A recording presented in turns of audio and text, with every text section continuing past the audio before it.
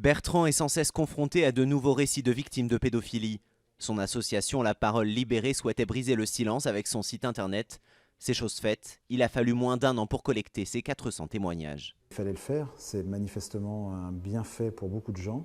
Ça n'existait pas avant, on a l'impression d'avoir bien fait puisque finalement les personnes qui nous ont écrit après nous réécrivent pour dire le bien fou que ça a pu leur procurer. Sur le site web de l'association, les victimes signalent les faits, le lieu et leur âge au moment de l'agression.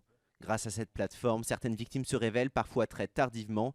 Un homme a par exemple attendu ses 93 ans pour sortir du silence. Au seuil de son existence, au moment où sa vie va se terminer, enfin il pose son sac à dos de souffrance qu'il avait gardé des années et des années avec lui. Sur les 400 témoignages recueillis, 70 concernent le père Prénat. Des viols et des attouchements qui auraient eu lieu au cours des années 70 et 80 à la paroisse Saint-Luc de Sainte-Foy-les-Lyons, notamment parmi de jeunes scouts. Vincent, à l'époque, sous l'autorité du père Prénat, garde un souvenir très amer de cette période de sa vie. Il mettait ses mains dans mon pantalon, le long de la cuisse, sur les fesses, ça bougeait. Alors bon, c'est une image très forte pour moi. Par contre, ça s'arrête là. J'ai un blocage, je ne peux pas aller plus loin.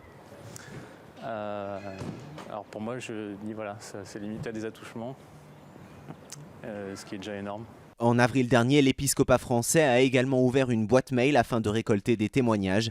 Il en a déjà reçu 80.